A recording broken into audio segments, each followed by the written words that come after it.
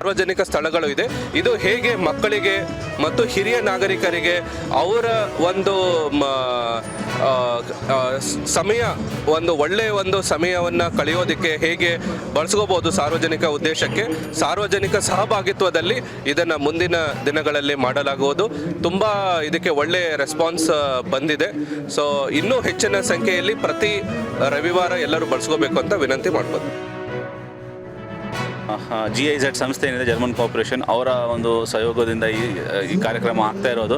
Cycle days ಅಂತ ನಾವು ಇದನ್ನು ನಾನ್ ಮೋಟರೈಸ್ ಟ್ರಾನ್ಸ್ಪೋರ್ಟ್ ಏನಿದೆ ಅದಕ್ಕೆ ನಾವು ಬೆಂಬಲ ಕೊಡಲಿಕ್ಕೆ, ಅಂದರೆ ಕಾಲ್ನಡಿಗಾಗಲಿ ಅಥವಾ ಸೈಕಲ್ ಮೇಲೆ ಆಗಲಿ ಅಥವಾ ಇನ್ನಿತರೆ ಏನು ಪರಿಸರಕ್ಕೆ ಕಮ್ಮಿ ನಾಶ ಉಂಟು ಮಾಡುವಂಥದ್ದೇನು ಟ್ರಾನ್ಸ್ಪೋರ್ಟ್ ಸಿಸ್ಟಮ್ಸ್ ಇದ್ದಾವೆ ಅದಕ್ಕೆ ಸ್ವಲ್ಪ ಬೆಂಬಲ ಕೊಡಬೇಕು ಅನ್ನೋ ಲೆಕ್ಕದಲ್ಲಿ ಈ ಒಂದು ಕಾರ್ಯಕ್ರಮ ಆಯೋಜಿಸ್ತಾ ಇರೋದು. ಜನ ಒಂದು ತುಂಬ ಸಂಖ್ಯೆಯಲ್ಲಿ ಬಂದಿದ್ದಾರೆ. ನಮಗೂ ಖುಷಿ. ನಮ್ಮ ನಗರ ಸ್ವಚ್ಛವಾಗಲಿಕ್ಕೆ ಇದು ಒಂದು ಒಳ್ಳೆಯ ಸ್ಟೆಪ್ ಅಂತ ಹೇಳ್ತೀನಿ.